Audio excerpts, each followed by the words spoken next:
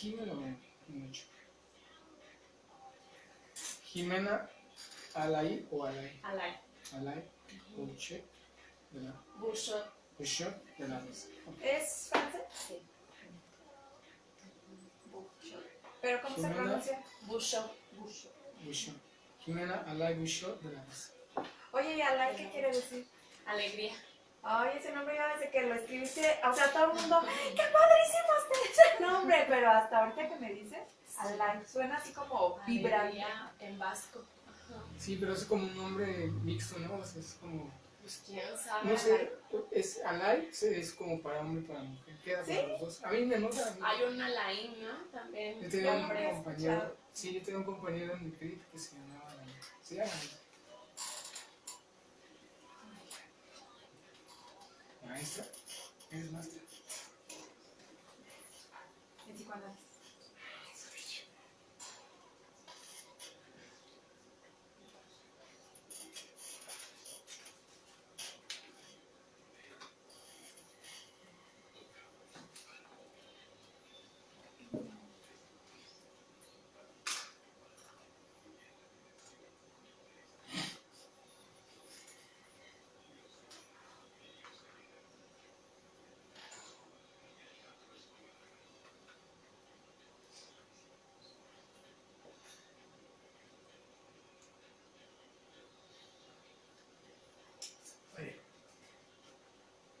¿Qué tal, amigos? Buenas tardes, bienvenidos a Alejandro Escobar. Nidia, ¿qué tal? Hola, ¿qué tal, amigos? Les saluda Nidia Ceguera y el día de hoy tenemos un tema, Alex, buenísimo. Sí, y aparte del tema buenísimo, pues obviamente impartido y aquí acompañados por una gran experta en este tema, Jimena Alay Bouchot de la Rosa, máster en psicoanálisis. Jimena, bienvenida, muchísimas gracias por acompañarnos. La verdad que el tema que nos traes a compartir, muy interesante, maternidad perversa, que creo que nos va a dar para mucho y que obviamente, pues esperemos levantar polémica porque eso nos gusta. Y que lejos de la polémica, lo que nosotros queremos es tomar conciencia, ¿no? Precisamente esa es la parte principal de este programa, que a través de tu expertise, a través de tu experiencia, nos des claridad en este tema. ¿Qué tal? Pues muchas gracias por la oportunidad, por la invitación. Yo encantadísima de estar con ustedes. Y bueno, pues muy emocionada de hablar sobre este tema que, si bien causa polémica, también es un tema que induce, ¿no?, a la reflexión, como mamás, como vivimos también parte de la sociedad, etcétera. Entonces, pues a darle. Claro. Jimena, esto que tú comentabas a mí me parece que es muy interesante porque la maternidad perversa tiene mucho que ver independientemente de que seas mamá o no seas mamá. Es decir, proyectamos ciertos estilos de crianza, de figuras primarias como es el papá y la mamá. O sea, este programa va a abrir un panorama muy importante para conocer justamente acerca de la maternidad, porque se piensa que la maternidad es como todo alegría, todo ternura, que lleva un proceso casi natural, ¿no? Sin embargo, una de las cosas que se ha visto o que se ha enfocado mucho a trabajar sobre la maternidad es justamente estas anormalidades, si podemos llamarlo de esta manera, es decir, el recapitular como todas las experiencias que han vivido diversas mujeres justamente en este periodo. Y entonces, para iniciar, queremos preguntarte, ¿qué es la maternidad? Bueno, la maternidad es, hablando de forma psicológica, es cuando la mujer revive este vínculo de su propia madre, pero ahora en su hijo, ¿no? Es como una reedición de eso que ella vivió. Entonces, desde que la mamá está gestando, ya hay una reedición o una revivir, su propia vida intrauterina, pero ahora desde un rol distinto, de tal forma que todas las experiencias que las mamás como hijas vivieron, pues ahora son enfocadas y transmitidas hasta pues, este nuevo ser, ¿no? Claro. Entonces es un vínculo que no solamente empieza de cero, sino que tiene pues un pasado que va cargado como de muchas fantasías, de muchos componentes que la propia madre pone en el hijo y bueno, se van transmitiendo. Claro. Sobre todo esta vivencia que tú comentas que se reedita con el hijo, me parece que es como más en el campo de lo real, ¿no? Es decir, cuando se está gestando, el bebé está dentro del vientre, pero aunque ya hay como cierto registro de actividad, ciertas fantasías, todavía no se vive en lo real, en el campo físico, toda esta carga de, ¿qué podemos llamarle? Experiencia. Sí. De hecho, cuando el hijo nace, o sea, fíjate, sin haber tenido un día pues en la sociedad, ya nacemos con un mapa de fantasías por parte de la mamá, o sea, ya no nacemos desde cero, sino ya nacemos con este mapa que nos indica como para dónde ir. Pues no lo cumplimos exactamente, ¿no? Porque pues varía mucho el deseo propio del deseo de esa mamá, o de los progenitores o de los cuidadores, pero ya nacemos como con estas fantasías introyectadas en nosotros y llenas pues de experiencias, que a partir de la experiencia, como tú dices, es que se forman estas fantasías ahora en mi hijo, ¿no? Cómo va a ser, a qué se va a dedicar, cómo se va a relacionar, qué va a hacer. Entonces, bueno, decía por ahí Lacan que el hijo, bueno, todos, pero lo voy a poner en este término de maternidad, el hijo es el deseo precisamente de su mamá, ¿no? Entonces, desde ahí ya está castrado como la parte en el que el hijo puede ser libremente. Entonces ya empieza con este mapita de deseos por parte de la mamá. Y yo te diría, Jimé, que incluso antes, ¿no? O sea, incluso desde el hecho de cuando los papás lo planean y cuando tienen como este deseo ya en su mente de ser papás, desde ahí yo creo que viene ya la carga de la que tú hablas, de deseos, de objetivos, de metas, eh, incluso con el mismo, hasta el mismo nombre, ¿no? O sea, que los papás de repente, y quiero que sea un hombre fuerte, que se oiga fuerte, que sea así, que cuando lo diga, sea un hombre fuerte, reconocible, diferente a los demás, etcétera, etcétera, ¿no? Y desde ahí yo creo que también refuerza esto que dice Lacan, ¿no? Esta parte del deseo de la madre, y yo no pondría solamente a la madre, pondría también incluso al mismo padre, de cómo quiere que sea su hijo, cómo desea, cómo fantasea con su hijo. Incluso la sociedad, ¿no? Claro. Muchas veces son hijos, bueno, que no son deseados, que no se sentó la pareja como a planificar cuando tengamos al hijo, pero ya nace en un esquema social que exige Quererlo. muchos deseos, ¿sí? Sí, o sea, la primera exigencia, el primer como deseo es quererlo. O sea, porque se supone que es así, ¿no? O sea, se supone que si vas a ser papá, tienes que querer a tu hijo. Sí, sin embargo, pues en la mayoría de las veces no es así, porque bueno, conscientemente somos madres malas si afirmamos abiertamente que no deseamos al hijo, que no lo queríamos, que no lo queremos, que nos estorba, no sé, muchas cosas que se pueden trabajar en terapia o que se viven de una forma inconsciente, es decir, la mamá no sabe esto, no se da cuenta de esto, pero en el fondo así es. Entonces, dinámicamente con el hijo, pues ya recurren conductas que sí está como este rechazo también, aunque de forma verbal, de forma consciente, sea un te amo, si lo deseo, te quiero, doy todo por ti, ¿no? Pero por otra parte está como la ambivalencia de también este rechazo. Claro, sobre todo porque me parece que la mujer sabe. Y decir esto puede tener como mucho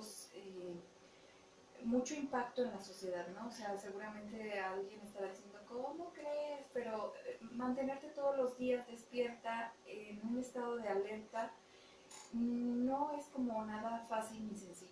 Aunque se da un periodo de incapacidad para que la mujer esté como más al pendiente del bebé, para que esté el vínculo más fortalecido, etcétera, me parece que sí es cansado. Y socialmente verbalizar esto a una madre es como, qué madre tan mala, ¿no?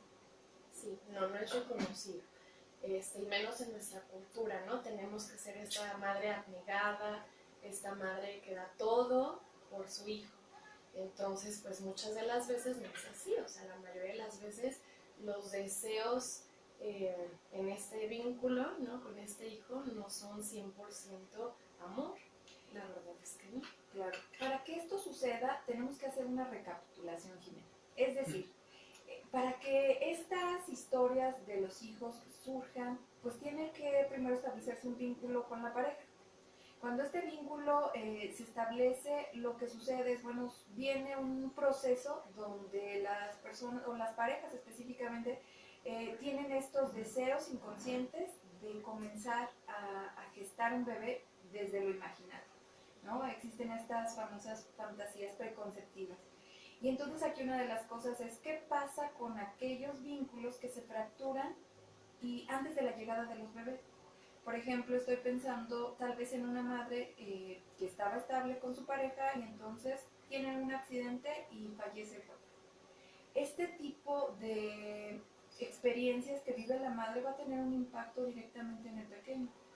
¿Qué tipo de experiencias son las que vive esta madre? Bueno, pues es un deseo en conjunto, ¿no? En pareja, aunque cada quien, mamá tiene sus fantasías, sus deseos con respecto a este futuro hijo y también papá por su parte. Pero cuando se rompe esto, pues se rompe esta idea de la familia, ¿no? De los tres, o si había más hijos.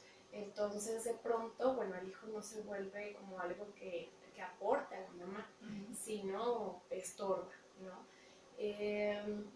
Digo, no en todos los casos, pero en su mayoría sí es, y en esta forma, en este plano, como tú dices, pues inconsciente, ¿no? Entonces se fracturan muchas cosas y bueno, ya hablaremos, me imagino ahorita, de la perversión, pero tiene mucho que ver con la ausencia de este papá, en muertes o en lo que sea, ¿no? Justamente abres como la puerta a este tema de la perversión. Y para todas aquellas personas que nos están escuchando, que nos están viendo, la perversión no está orientada justamente a la cuestión sexual. Es decir, es una perversión desde un enfoque psicoanalítico, donde tú nos explicarás un poquito más a fondo, pero ¿cómo podemos empezar a contextualizar para todas aquellas personas que nos están viendo o que nos están escuchando sobre la perversión? ¿Qué es la perversión? Bueno, me voy a remontar así a muchos años atrás. Siempre ha habido como esta parte de la perversión, lo podemos ver en el arte, ¿no? Todas las cuestiones de las filias, de pronto hombres teniendo sexo con animales, no sé, todos estos deseos. Y entonces Freud lo retoma, entre muchas otras personas, y dice, bueno, la meta sexual del individuo es la relación sexual para producir o por procrear, una nueva vida. De tal forma que todos los órganos, cuando no son utilizados para esta meta, bueno, con referencia a los órganos sexuales, cuando no son utilizados para procrear, ya estamos hablando de perversión.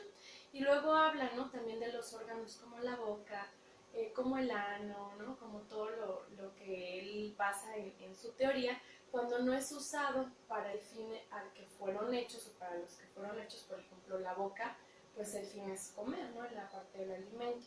Entonces ya besar y es una perversión, o a lo mejor cuando vamos a beber, ¿no? Y no tenemos sed, sino solo es beber por beber, pues ya hay una perversión. Entonces, si partimos como desde esta definición, pues todos seríamos, todos somos perversos. Y efectivamente es así, o sea, todos tenemos estos rasgos perversos. Pero, dice Freud, hay una línea trazada, imagínense una meta y una línea trazada hacia esa meta, y la perversión en su estructura como personalidad o como estas dinámicas que estamos platicando, se van a definir de acuerdo a qué tanto tú te separes de esa línea que marcas. Entre más separado tú estés o más te desvíes de esta meta, de esta línea hacia esta meta, podemos decir que hay más tendencia hacia la perversión, pudiendo incurrir ya en una perversión que puede ser algún tipo de trastorno o una estructura perversa como tal. Pero todos tenemos como esta parte de oscilación, en la desviación hacia esa meta. Eso es normal, son rasgos perversos. Entonces, bueno, entendiéndolo así, ¿no? Y bueno, se traduce ahora como en el aspecto de la maternidad. Ok. Vamos a hacer una breve pausa y continuamos. Muy bien. Fíjate, o sea, qué interesante, ¿no? Esta parte no recordaba como de todos estos aspectos donde no los tomamos en cuenta para... Porque en realidad todos seríamos entonces perversos. Sí, tenemos Los rasgos. que fuman, cuando un atracón, la gula. Sí. Y en cuestión también de la sexualidad, ¿no? El sexo anal, ¿no? Pues, el órgano del ano no fue El hecho oral. para eso. Ujú. El sexo oral, Pues todas como las cosas que se utilizan externas o ajenas al cuerpo para generar placer. ¿No? así La- es. Incluso la la- misma relación sexual, pero sin el fin de procrear, la masturbación, o sea, muchas cosas, pues ahí hay perversiones. Ujú. Sí, o sea, básicamente es como todo aquello que no va a generar un fin que se sale fuera del objetivo, pues lo podríamos catalogar como perverso. Así es. Pero y entonces aquí, ¿cuál sería como en la maternidad la perversión? ¿Cuál sería como el fin Ajá. de la maternidad, ¿no? Partiendo de ahí podemos entender que todo desvío hacia este deseo por el hijo ya forma parte de la perversión. Decías ahorita que no todo era, o la perversión no partía como de lo Vamos a ver. sexual.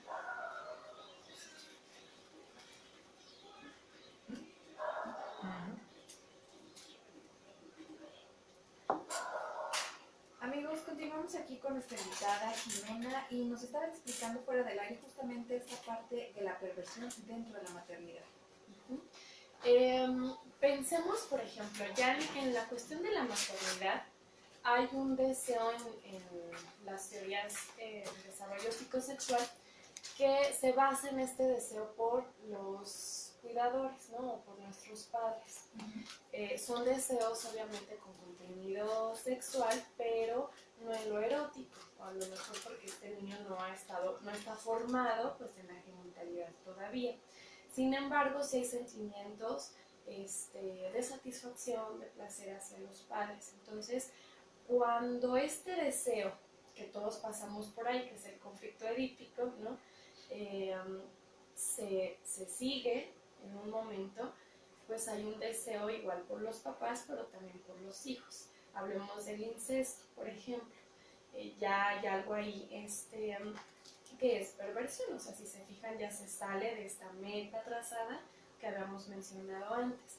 Entonces, para poder explicar dentro de la maternidad cómo es que funciona, cómo es que una mamá se puede hacer con estas pues conductas, ¿no? O rasgos más perversos que a lo mejor la norma, tenemos que entender que lo origina, o sea, cómo es que se forma.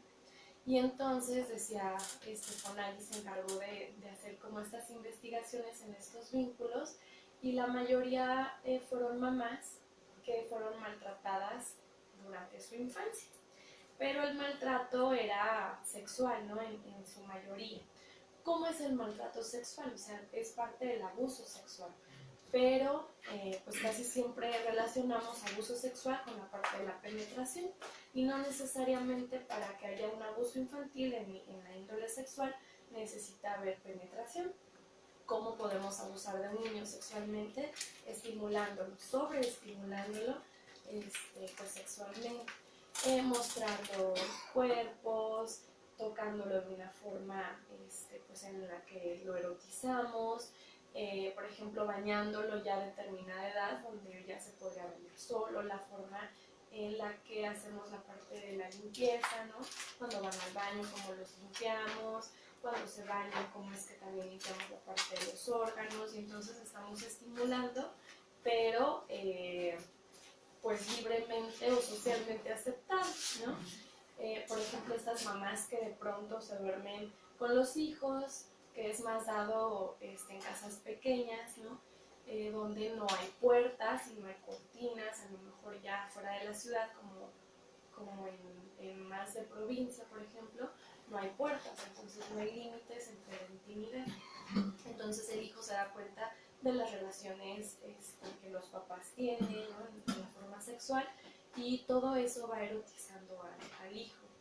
Decía Estela Weldon que la maternidad es el vehículo perfecto, o sea, es el pretexto perfecto para que todas las mujeres saquemos nuestra perversión, ¿no? Porque el hijo es el método perfecto, porque socialmente está permitido.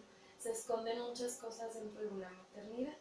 Pensemos, por ejemplo, esta mamá que el hijo ya está muy grande y que le sigue dando pecho, ¿no? Lo sigue mamantando. Entonces, en realidad, los estudios dicen, bueno, es que no es un deseo del hijo, ya no sigue siendo.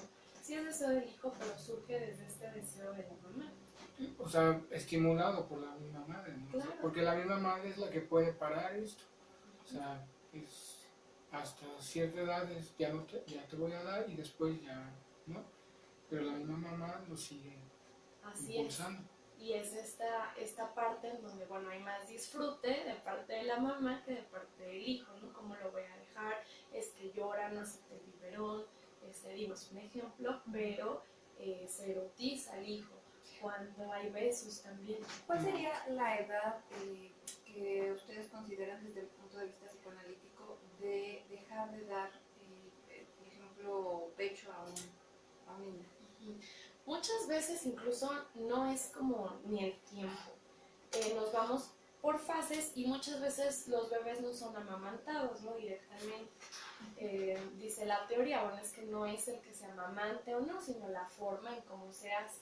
O sea, puede ser igual que no esté amamantado el hijo, pero igual en la forma en la que se da el biberón, ya hay totalmente este abandono al hijo, ¿no? Estas mamás que se ponen al hijo en la almohada y ellas están haciendo cosas, el hijo está succionando, pero que no hay estar o viendo al hijo, bueno, ya influye mucho en el estado anímico de este ser humano que va creciendo o va integrando también la parte de la salud mental.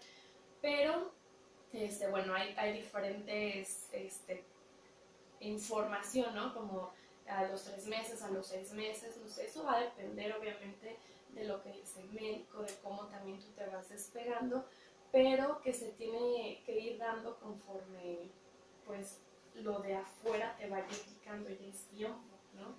No sé si les ha pasado, yo creo que sí lo hemos visto en su mayoría, pero hay mamás incluso con hijos que ya caminan, ¿no? Que ya están grandes y entonces siguen en esta cuestión pues de seducción con el hijo.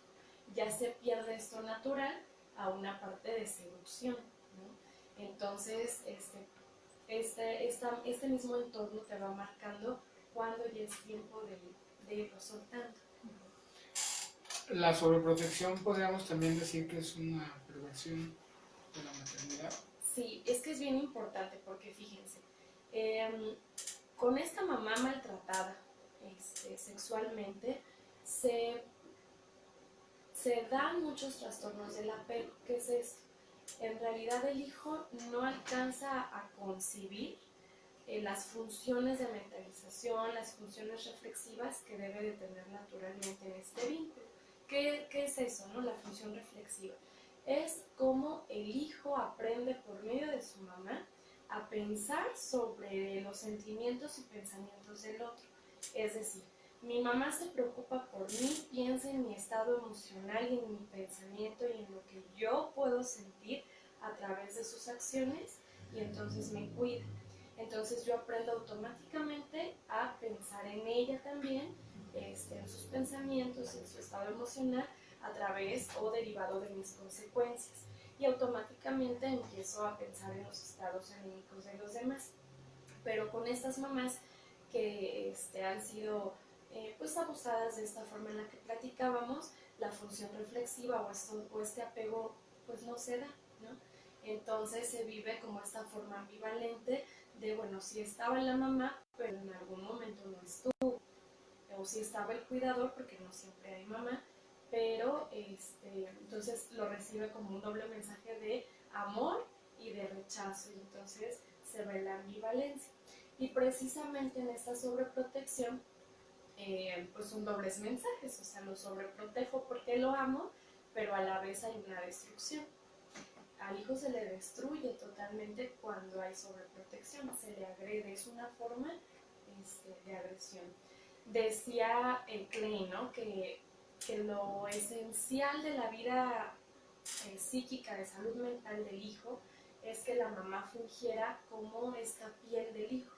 El bebé nace sin piel, en representación psicológica, y nace sin piel, y entonces la mamá es la encargada de acomodar esa piel, la mamá es la piel del bebé, ¿no?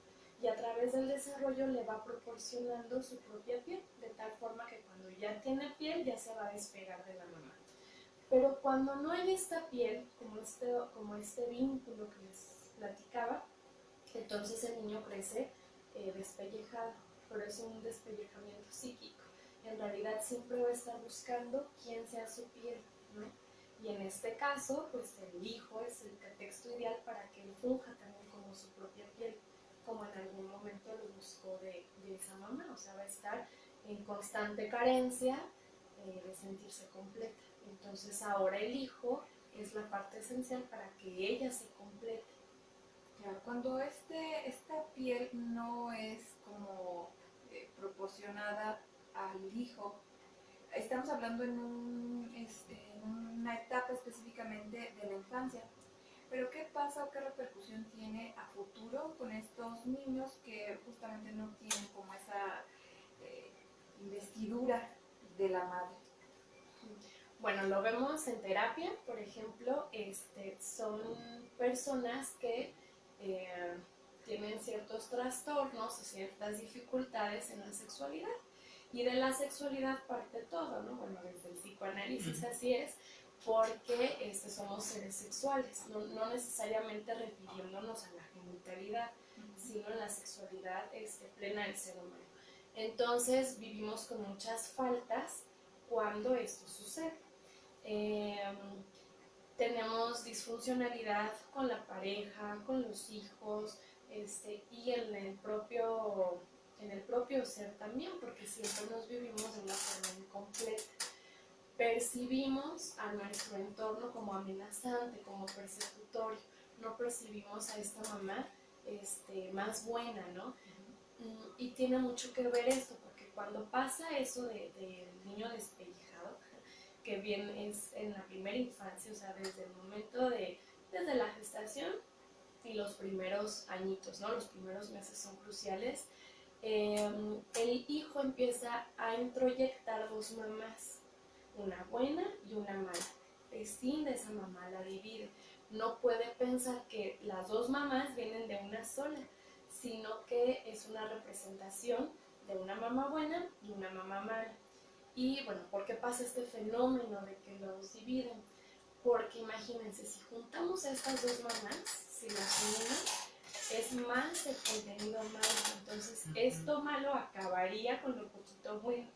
A mí me gusta mucho y siempre uso ese ejemplo, me gusta y creo que se entiende un poquito mejor, de si tenemos un tinaco lleno de agua hirviendo y le ponemos un shot, ¿no? Un caballito de agua muy fría o congelada a ese tinaco de agua hirviendo. ¿Qué pasa con el tinaco de agua hirviendo? Pues nada, en realidad sigue hirviendo, ¿no? Pero si por el contrario pusiéramos en un tinaco de agua congelada un shot de agua hirviendo, pues ¿qué pasa con esa agua que está hirviendo? Pues se congela así, se pierde.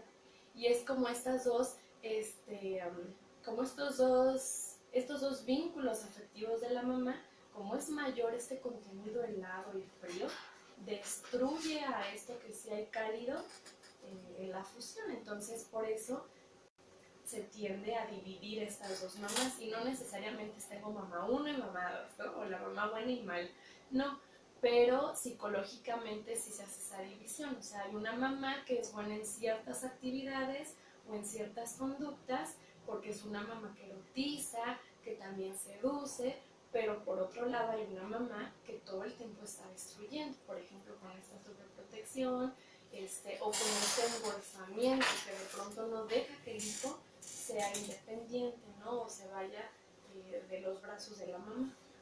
Pero sin embargo, o sea, yo estoy totalmente de acuerdo contigo, Jimmy, pero culturalmente creo que me parece que cuando voltamos a ver la parte de la sobreprotección, lo asumimos y lo entendemos y le ponemos el significado de que es una mamá buena. Es una mamá que se preocupa, que es una mamá que cuida, que es una mamá que protege, que es una mamá que subsidia al hijo. Y entonces ahí se refuerza más este doble mensaje, ¿no? Y entonces tenemos a chiquitos actualmente que, pues, obviamente están excesivamente sobreprotegidos, pero ante la mirada cultural es, ¡ay, qué buena mamá es!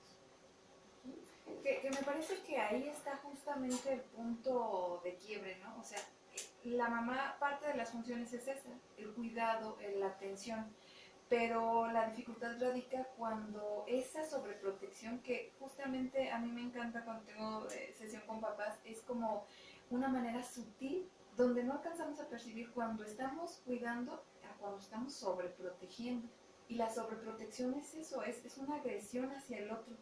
Como tú no puedes, como tú no sabes, entonces lo voy a hacer yo para habilitarme yo, ¿no? O porque tengo una función de justamente, ¿no? Qué buena madre, porque todo le hace, etcétera. Pero ahí no nos damos cuenta justamente la dificultad a la que lo vamos a enfrentar a estos pequeños. Vamos a hacer una breve pausa y continuamos justamente con este tema de la sobreprotección. Porque, bueno, no sé, a mí me parece, sí, no sé, también desde tu punto de vista, automáticamente cuando sobreprotegemos anulamos al otro. O sea, lo así, hacemos a un Lo lado. destruimos. Y entonces ¿no? así como que tú no puedes, tú no sabes, yo mejor. Entonces lo anulas totalmente, ¿no? Y eso, lo que decías hace rato, esa es una forma de agredir. La agresión a veces más fuerte no es lo físico, no es a veces la palabra, es que ni siquiera te toman en cuenta. Y entonces los papás muchas veces, y digo, hacemos eso porque yo soy papá y reflexionando, muchas veces lo hice, ¿no? O sea, tú no sabes, yo lo hago, ¿no? Pero ¿por qué lo hiciste? Bueno, porque teníamos como la escuelita como Exacto. parte de esta sociedad. Sí, o sea, y es que, por ejemplo, ahorita que tú decías, Lidia, que te toca hablar con papás, ¿cuántos de esos papás no vienen con esa escuela, con esa formación? Entonces, claro que no lo van a ver. O sea, en realidad, claro que no lo van a ver. O sea, la mamá nunca va a decir, ah, sí, soy una mamá perversa. Pues no, porque entonces, ¿cuál es la justificación? Es que mi mamá lo hizo por mi bien. Ahí está también, ¿no? O sea, Sí. Y eso que dices es importante porque dices, lo anulamos, pero si lo traducimos como en otros términos es no lo dejamos existir, ni siquiera existe. ¿sí? Entonces, psicológicamente imagínense todo lo que repercute en no existir, ¿no? Y sobre todo, o sea, en dos direcciones. El impacto que tiene o lo que se tiene que estar gestando en la mamá para que actúe de esa manera, pero la repercusión que va a tener en este pequeño o en esta pequeña más adelante, siempre piensas como en la parte de las parejas, ¿no? Digo, evidentemente pues va a ser muy difícil el poder establecer una familia porque pues difícilmente va a haber una pareja. Y sobre todo, otra de las cosas que yo estaba pensando, que ya no, digo,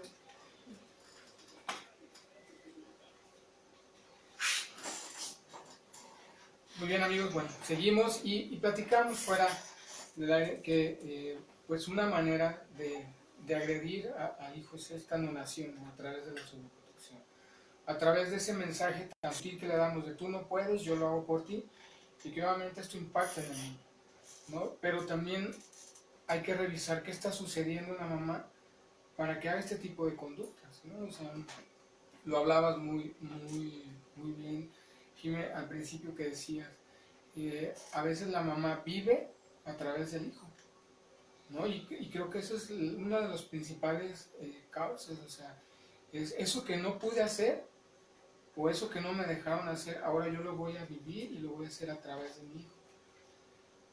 Y entonces ahí se reafirma la anulación, a mí no me interesa lo que tú desees o quieras o pretendas, a mí me interesan mis deseos que voy a poner en ti y los vas a llevar a cabo ¿para qué?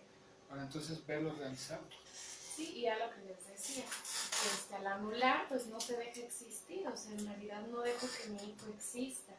que no viva, ¿no? Si no es una parte de mí.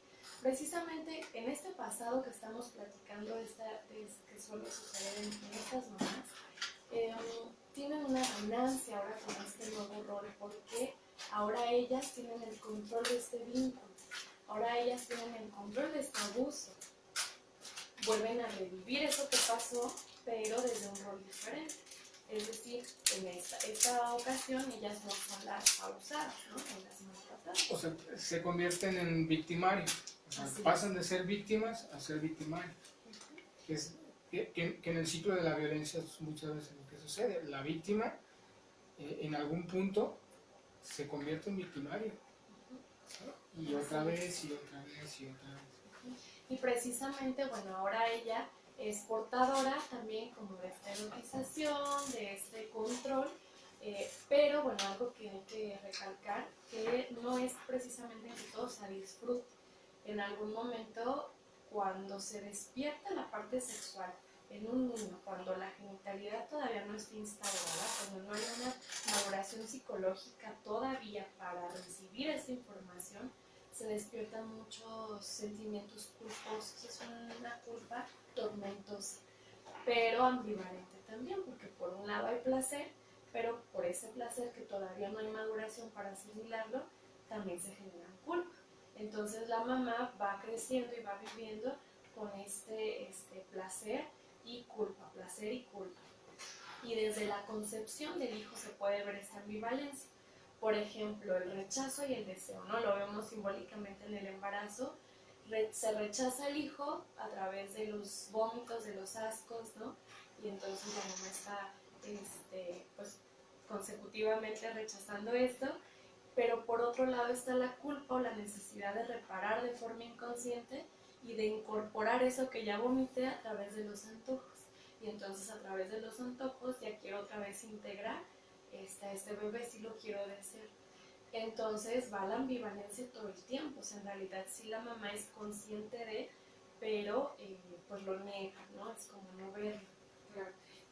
Fuera del aire yo tenía esta duda que te quería plantear. ¿Qué pasa con aquellas mamás que se embarazan y tienen, o es como muy evidente la pulsión de muerte? Consumen drogas, consumen alcohol, se van de fiesta, viven una vida sexual promiscua. Ay, ¿qué pasa? ¿Ese tipo de mamás son mamás perversas? Bueno, como les decía, todos tenemos como estos rasgos perversos y por ende ser mamá ya hay cosas perversas, ¿no? Pero bueno, vamos a ver la dinámica de esta mamá con este hijo. O sea, muchas veces estas mamás que están en adicción, etcétera, son mamás ausentes, ¿no? Sin embargo, ya hay una parte de dependencia del hijo, porque, bueno, si en el embarazo también hay esta parte de consumo, pues el hijo nace con esta dependencia, ya de forma repetitiva, ¿no? Como herencia. Y entonces muchas veces las mamás no se hacen cargo, pero se hacen cargo las abuelas, que era lo que hablábamos al inicio. Y por ejemplo ahí se rompen los límites de la jerarquía, porque entonces la abuela, o sea, la mamá de mi mamá, pues también funge como mi mamá, y entonces mi mamá viene a ser mi hermana, y entonces ya no hay esta separación en jerarquías o en límites. Y entonces al bajar a la mamá en una jerarquía menos y hacerla dinámicamente la hermana, pues se rompen muchas cosas, y puede ser también que se den estos deseos, porque la perversión es en eso, ¿no? Son deseos inconscientes, sí, de desear a este hijo, de poseerlo, pero de forma incestuosa. O sea, por eso causa tanta polémica y por eso escucharles como, claro que no, esto no es cierto. Y es que no necesariamente, a lo mejor tiene que haber, como dijo Nidia, este consumo, este tipo de conductas de la mamá, ¿no? También puede ser generado por un secreto familiar, ¿no? O sea, a mí me tocó un caso donde hubo un abuso de la mamá. Entonces, para que no la hija que nació no supiera que fue generada por un abuso, lo que se hizo es que ella es tu hermana, ¿no? Entonces ahí obviamente se rompe totalmente la dinámica. Y aunque el hijo no lo sepa conscientemente, porque inconscientemente se sabe, bueno, no se sabe porque no es consciente, pero ahí está ese contenido inconsciente. La mamá sí sabe, ¿no? La mamá sí sabe que es su hijo. Pero se tiene que callar, porque aparte tiene que guardar y tiene que alinearse con el silencio familiar. Ajá, porque si lo dice, entonces traiciona la dinámica familiar. Sí. Y qué bueno que lo mencionas, porque aparte el secreto es un componente crucial para la perversión. ¿Por qué el secreto? Porque se burla a la sociedad, ¿no? Es como solo sabemos tú y yo, como en el abuso. Solamente es entre tú y yo y nadie se puede enterar, porque hay un placer en esta burla. Cuando se es descubierto de pronto el secreto, se rompe la perversión. Y entonces en terapia hemos aprendido que para poder trabajar con una perversión hay que romperla, no hay que ser cómplices de, ¿no? Y hay que denunciar. Y denunciarla no en una forma solamente con la policía, ¿no? Sino denunciar qué es abrir el secreto, abrirlo en la forma dinámica, con la familia, con los conocidos, y se rompe este placer. Pero entonces la mamá en este secreto, también tiene un disfrute porque está burlando socialmente. El hijo tiene el contenido inconsciente de que es el hijo. Y la mamá sí lo sabe, la mamá es consciente de eso. Y bueno, la familia también. Y entonces es estar jugando un poco de forma psicológica con eso. Y yo creo que también hay una ganancia, ¿no? Porque entonces la mamá deja de asumir ese rol y por lo tanto no tiene que cumplir como con todo lo socialmente y culturalmente que le toca, ajá, que denota o que tiene que ser una mamá. Y en ese momento pues dice, pues como no soy su mamá, pues yo me desligo de toda responsabilidad y ya no tengo nada que ver. Como no soy su mamá, puedo permitir muchas cosas. Exacto. Y entre esta cuestión permisiva, también permito estas fantasías que platicábamos al inicio, y no las rompo, ¿no? Porque pues, no soy su mamá. Claro. ¿Sí? ¿Cuál sería el rol o cuál es la función del padre justamente en este tipo de relación de la perversión? Qué buena pregunta. Precisamente es la de romper este vínculo perverso. Hasta cierto punto toda la relación madre-hijo está perversona, ¿no? Y Lacan también decía, bueno, es que la mamá es el espejo de este hijo, ¿no? Se va completando, pero se llega a contemplar, a complementar, ya a completar todo el estadio de completud del hijo para que se sienta una unidad separado de su mamá cuando el papá se instaura. Para todas esas personas que no tienen como tanto contacto con la cuestión psicológica, ¿qué quiere decir eso que acabas tú de comentar? Que se instaure el padre en esta relación diádica de madre-hijo. Que afectivamente está presente de forma continua y entonces el hijo alcanza a ver, bueno, siempre lo ve, pero de forma anímica alcanza a voltear a ver ya al papá y lo reconoce con la importancia que tiene también la mamá. Cuando nacemos lo más importante es nuestra mamá, ¿no? Uh-huh. Y entonces el papá existe, pero no existe con la misma importancia de esta energía de deseos hacia la mamá. Entonces, con la presencia continua del papá, rompe ese vínculo y entonces pelea un poco también por su posición, ¿no? Instaura la ley, es decir, pone normas, pone límites, también hace esta separación de, bueno, es mi esposa o es mi mujer o ella va en esta jerarquía conmigo y baja también el hijo a la jerarquía que le corresponde. Entonces, de esta forma es que se instaura y el hijo se da cuenta de la importancia que tiene el papá en su vida. Y a raíz de eso es que se rompe este vínculo. Pero cuando hablamos de esta perversión, la mamá no deja, no permite que el papá sea parte de este vínculo. Pero por otro lado, cuando tiene la elección, ¿no?, de esta pareja, también elige a una pareja que es pasiva en la forma dinámica. O sea, también el papá es como, no me está dejando entrar, ¿sí? Pero no lucho como por esa posición.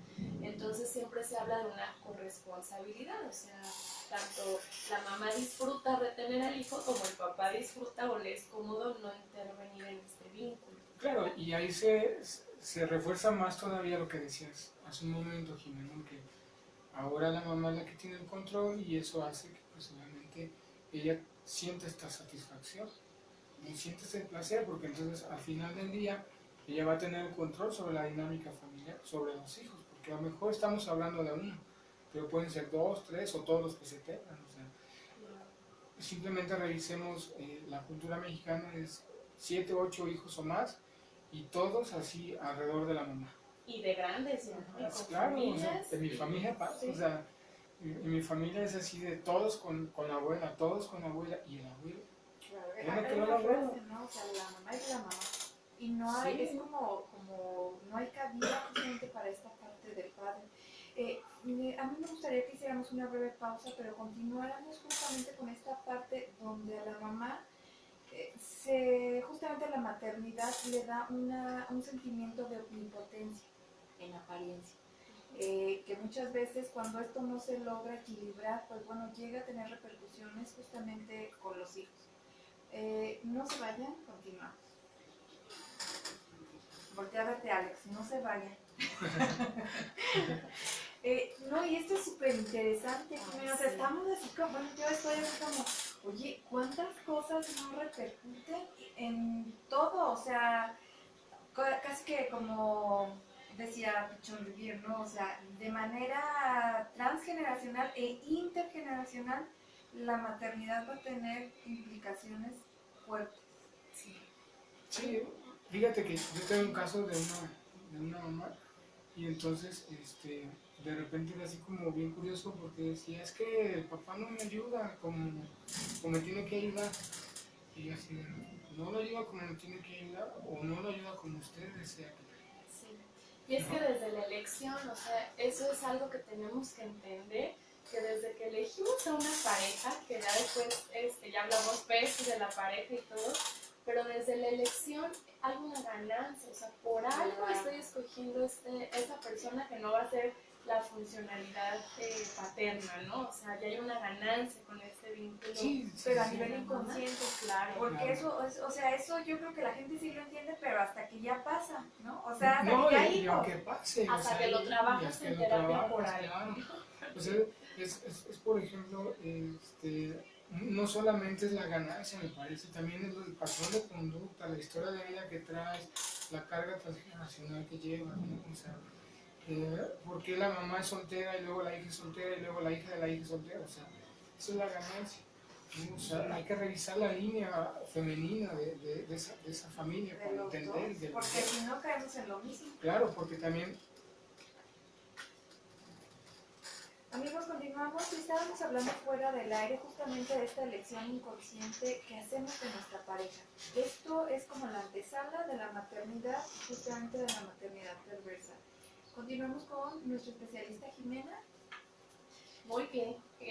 Bueno, platicábamos que al momento de decir, ¿no? Es que el papá de mi hijo no se hace cargo, no está, no sé, que son quejas comunes que suelen suceder, o por ejemplo que no se logra incluso pasar muchos años con la misma pareja y entonces hay fracasos pues, por la pareja, ya hay un componente de forma inconsciente, lo decíamos, no somos conscientes de eso, pero por algo elegimos a esta pareja.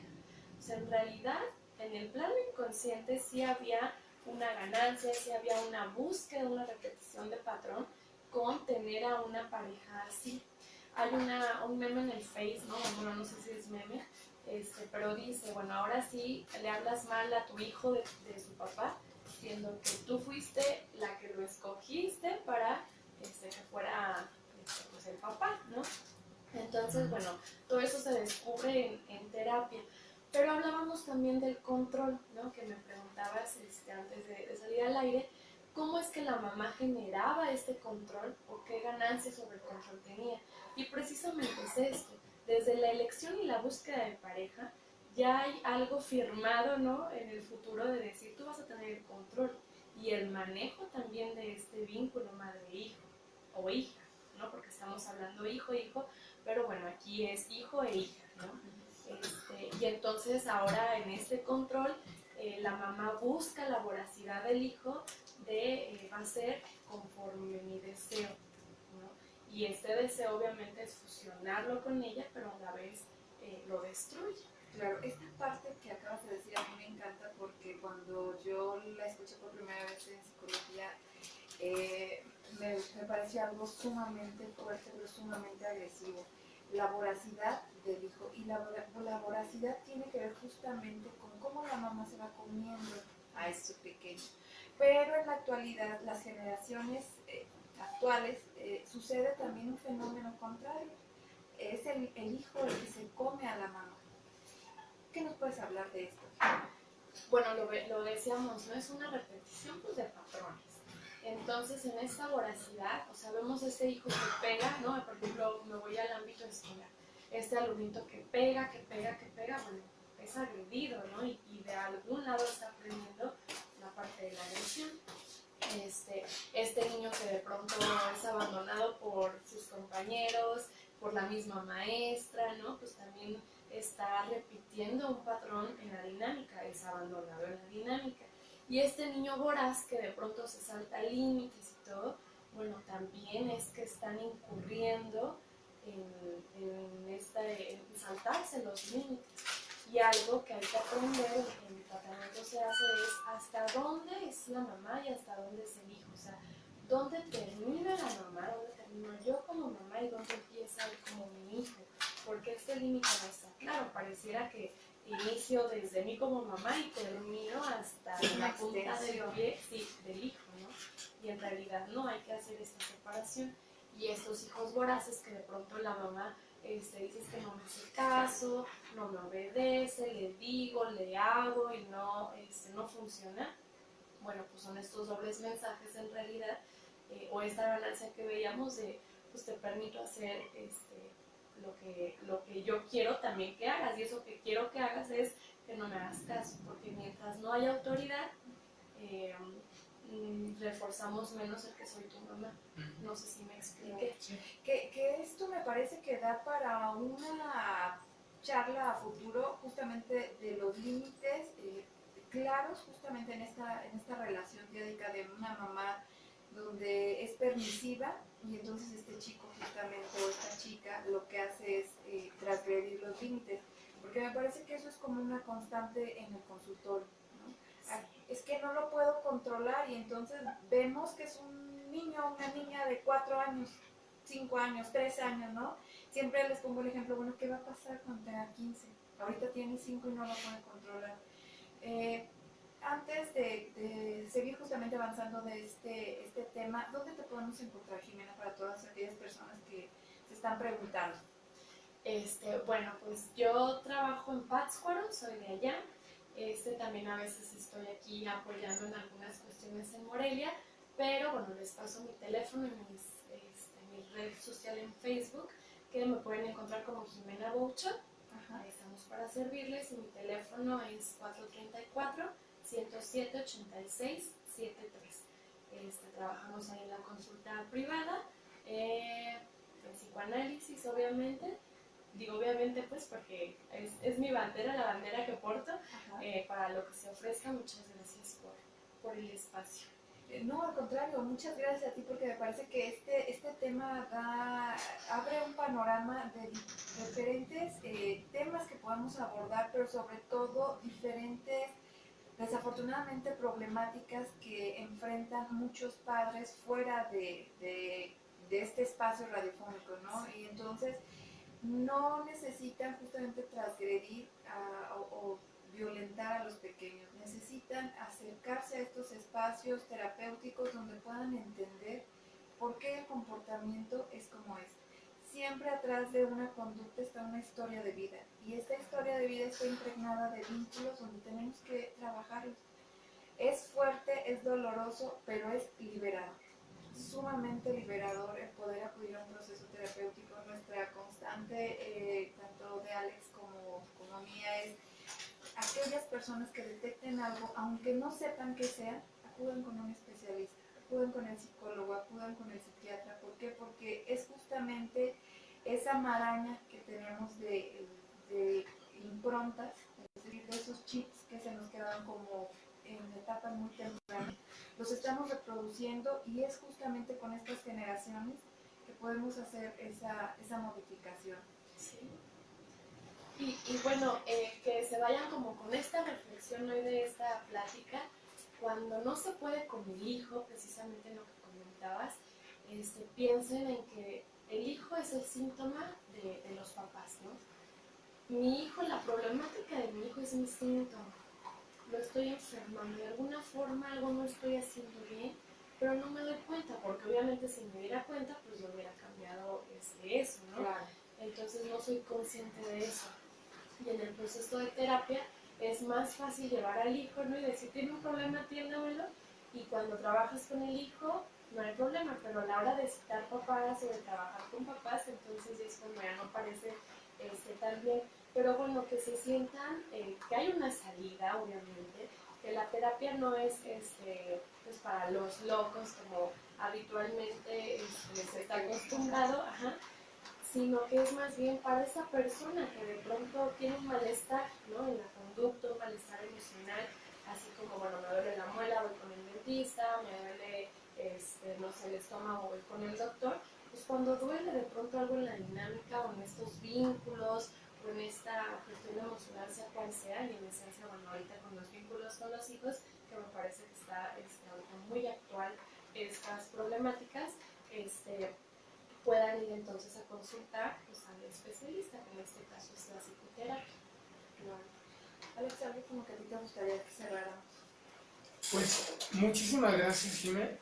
Creo que para mí este tema es súper importante porque creo que también le damos una visión diferente a la maternidad, donde también ahí dejamos ver que muchas veces también la mamá genera acciones que no son tan positivas, que no son tan funcionales para el desarrollo de los hijos, las hijas, y que también la mamá necesita mucho el apoyo. Yo creo que eso es como lo que yo me llevo esta parte de seguir reforzando que el papá es súper importante, al igual que la mamá, y que evidentemente la mamá hay que revisar, saber qué estoy haciendo y cómo, y la mejor ayuda es